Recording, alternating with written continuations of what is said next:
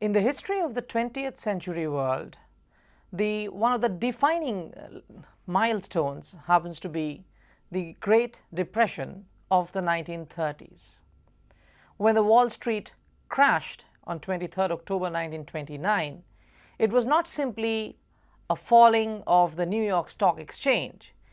It ultimately ended up unleashing a financial crisis, which then blew up beyond all proportions and turned into an economic crisis of global dimensions. The Great Depression of 1929 is considered to be the archetypal phenomenon by way of depression because it highlighted, as the communist critiques were later to say, one of the glaring problems of global capitalism. What is more important, however, is not simply the crisis of capitalism it projected, but also the fact that it marked the end of two of the most defining features of 19th century economic liberalism. On the one hand, the principles of free trade began to gradually give way to protectionist economies, and then beyond that, in terms of trade agreements, it was no longer to be the world of free trade that Adam Smith had envisaged and the Industrial Revolution gave Europe the boldness to pursue.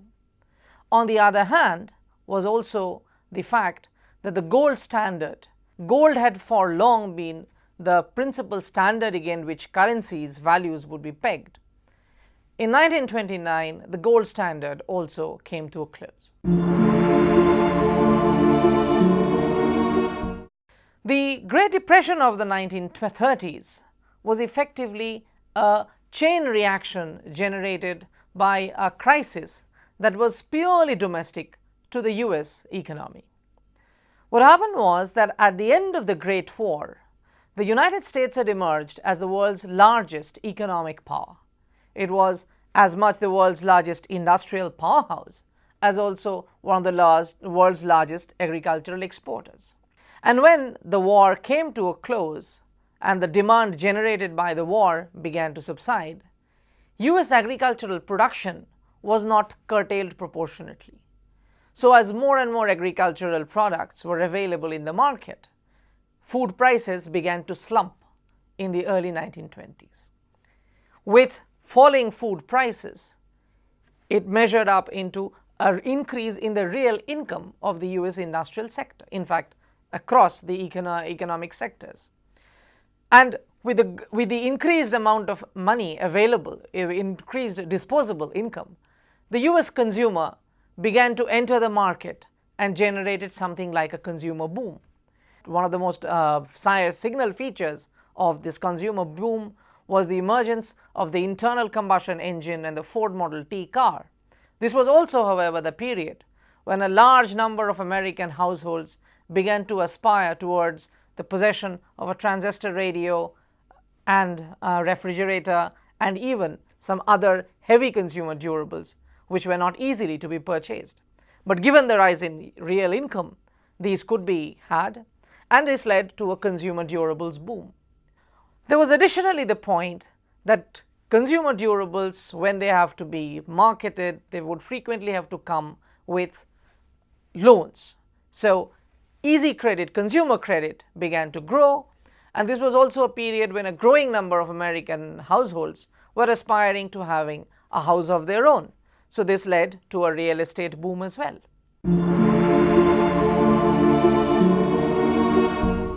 By the late 1920s, the situation, however, began to grow out of hand, because as agricultural prices kept on going down, the people who had borrowed, the agriculturists who had borrowed in order to invest in either agricultural production or for the purchase of consumer durables, began to find it increasingly difficult to service their debts. And this increasing inability of US agriculturists to service their debt began to lead to a credit squeeze.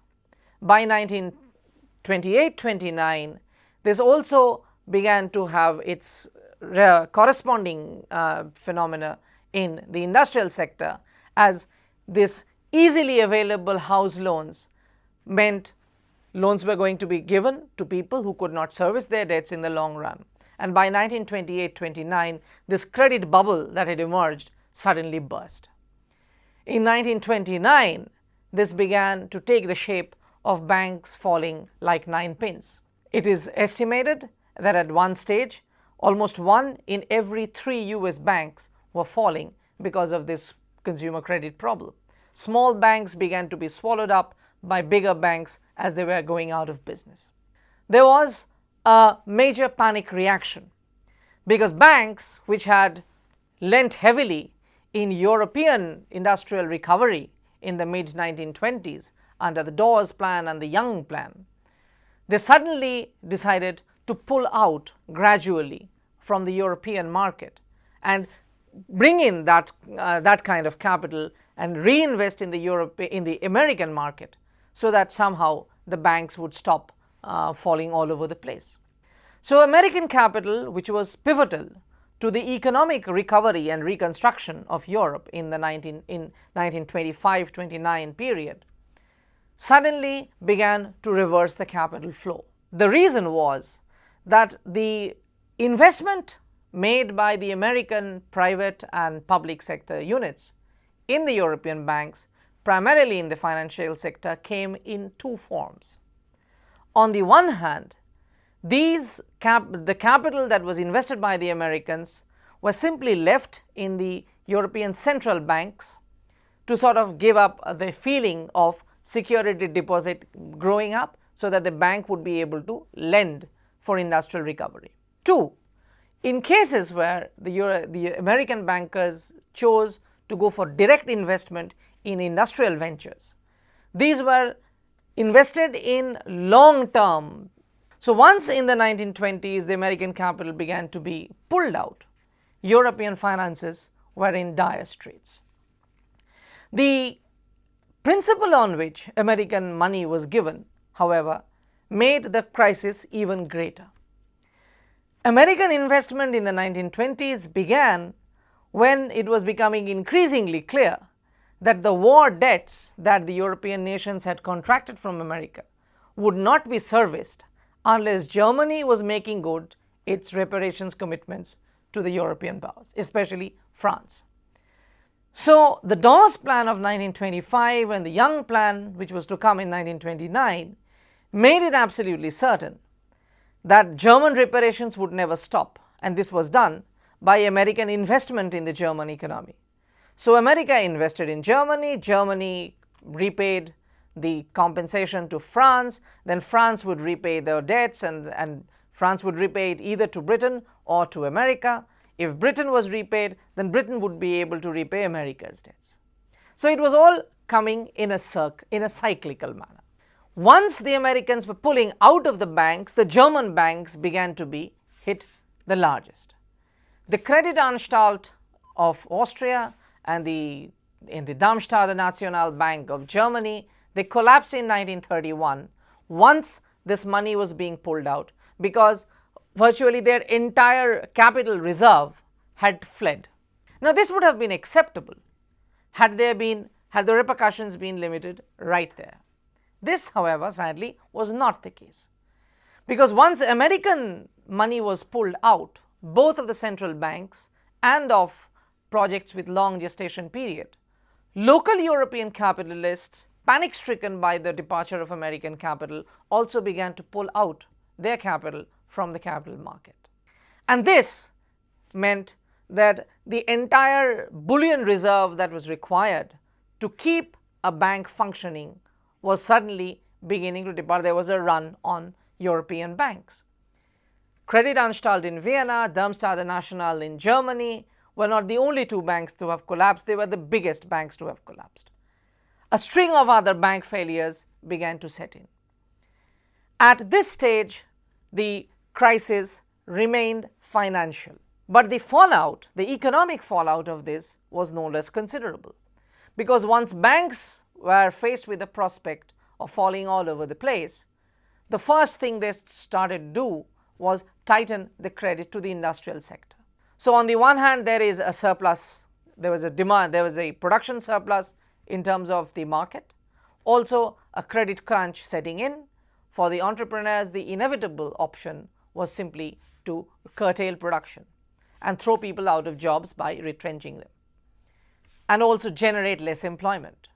So what begins as a financial crisis then begins to blow up into a larger economic crisis. Fallout of this Great Depression happened, as I said, in two principal directions. First was that a number of currencies were unable to stem the flight, the outward flight of capital from their central banks. So gradually currencies had to be taken out of the gold standard. In early 1931, there was a conference that was held at Lausanne. In that conference, Germany's Chancellor Brüning had declared quite categorically that Germany was completely unwilling and unable to pay any further or fulfill any of its war debt commitments. This was to result in a still larger financial crisis.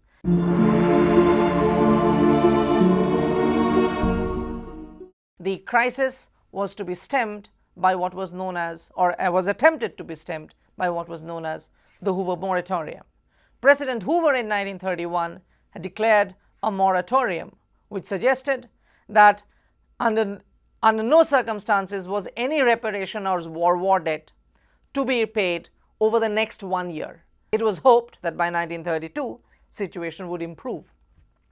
The Lausanne Conference, however, which was held at the end of the Hoover moratorium, when Brüning made it very clear that Germany was unable to continue to pay, and neither would Germany be able to pay as it was originally scheduled, an interest on the defaulted amount for the year. Everyone knew for all practical purposes that the issue of war reparations and war debts was dead. But nevertheless, nobody would admit it very openly because US presidential elections was around, and if any European government was to make it very certain, was to declare in fact that there was to be no reparations or no war debt payments anymore, then either the incumbent or the incoming American president would not be able to continue in any further dealings with the Europeans.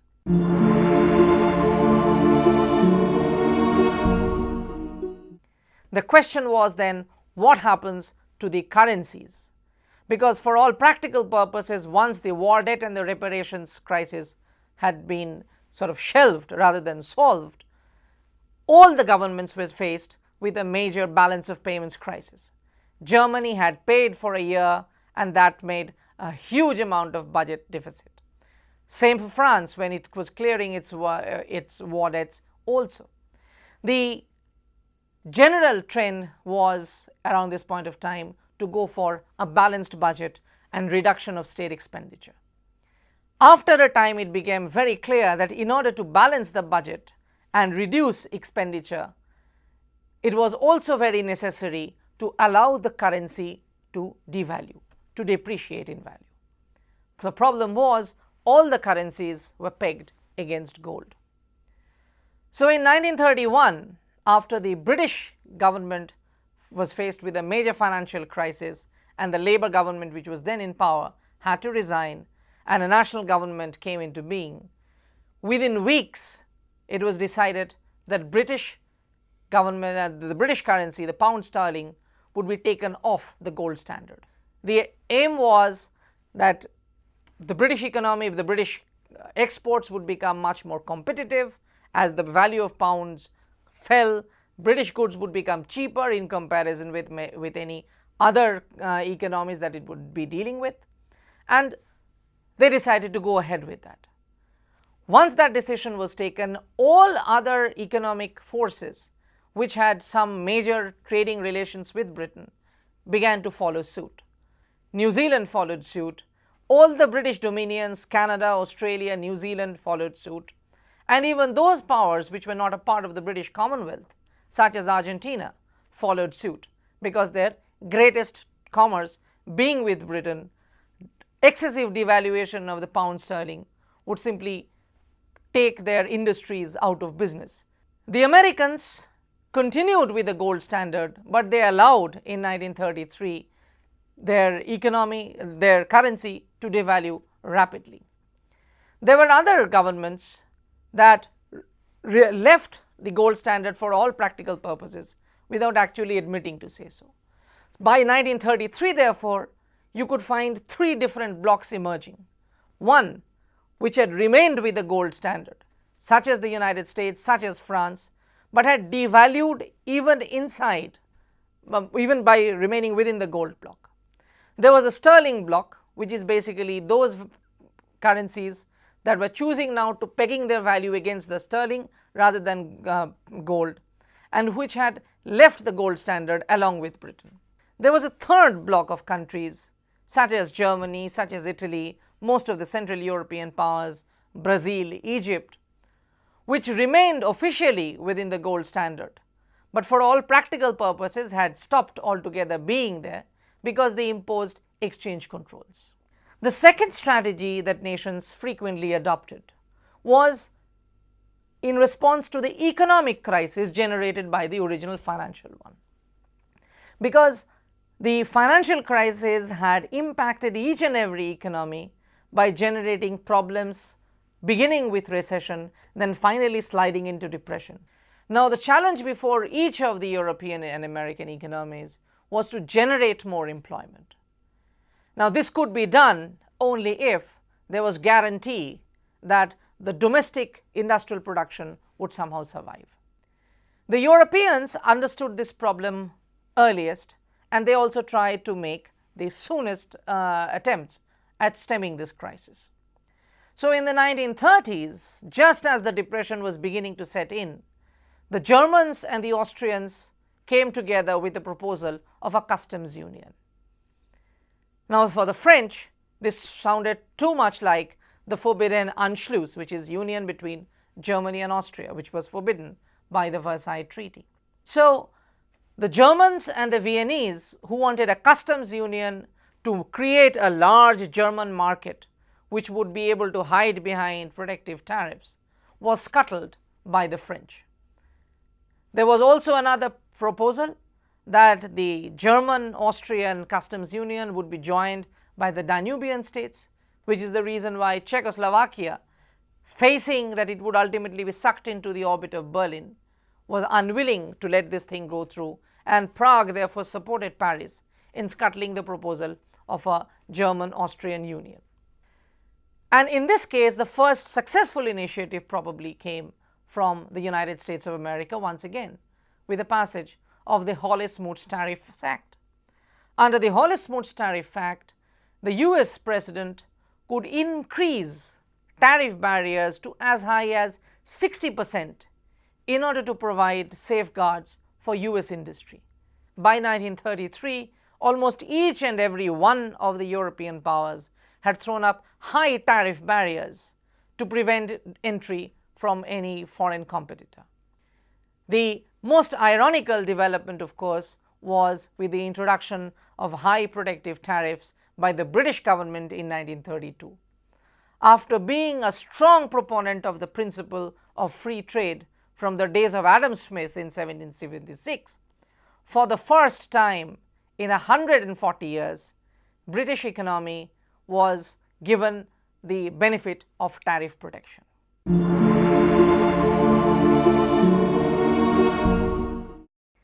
By 1933, therefore, just as there was a threefold division in terms of convertibility of currency, whether a currency was pegged against the gold or against exchange control but still gold, or whether it was pegged against merely the sterling block. Similarly, in the realm of international commerce also, there was almost a threefold division. On the one hand, there was the British Commonwealth, an economy, a large chunk of the world which was dedicated entirely or revolving entirely around the British economy, the British Empire. The British Empire included Britain, its dominions such as Canada, Australia, New Zealand, South Africa, and also its dependent colonies such as India, such as Kenya, Uganda, which is basically the Commonwealth nations, as also those economies of the world which were not members of the British Empire, not members of the British Commonwealth, nevertheless which had Britain as its single largest trading partner, such as Scandinavia and such as Ireland, such as Argentina. Together, this made up one bloc which came under the principle known as the Ottawa Principle of 1932. There was also another bloc which was pegged against gold and revolving around the British and the American and the French economy. So on the one hand, those economies that counted America as its greatest trading partner, such as China, such as Japan, were members of this bloc, as also the French, who were refusing to take the currency off the gold standard. There was a third division, of course, which was to be the most momentous of them all. Those economies which had nominally continued with the gold standard, but had exchanged tight economic controls and were regulating the economic activity almost completely. These were the corporate states of the Germans, the Italians, and the Japanese.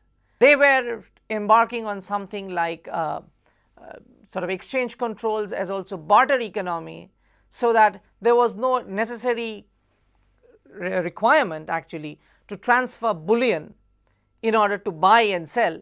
There was German coal would be shipped to Brazil in return for Brazilian cotton or Brazilian tobacco or Egyptian cotton. So barter economy dispensing with the need for currency convertibility altogether.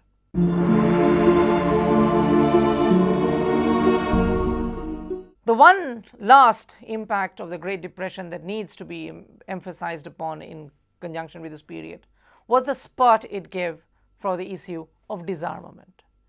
In the 1930s, the predominant economic orthodoxy had been that for an economic depression, the government's responsibility is to reduce its state expenditure and go for a balanced budget. And the most unproductive the unproductive expenditure for a government always tended to be in the realm of armaments. So disarmament, an issue which had been mooted in the Versailles Treaty of 1919 and then generally the Paris Peace Conference, which led to the creation of a disarmament conference, it had not really progressed very far. In 1930-31, it was reinvented, as it were, in order to reduce military expenditure across the European economies. It was decided that all the countries would limit themselves only to defensive expenditure. This, however, ultimately collapsed because Germany set the cat among the pigeons by asking which is an offensive instrument. And the Germans were the only people consistent in their definition that any weaponry that has been proscribed under the Versailles Treaty should be considered as an offensive weapon and it should be immediately dismantled. So the Germans under Hitler in 1933-1934 began moving in the direction of military rearmament, and that generated a degree of economic activity which helped Germany come out of the economic depression.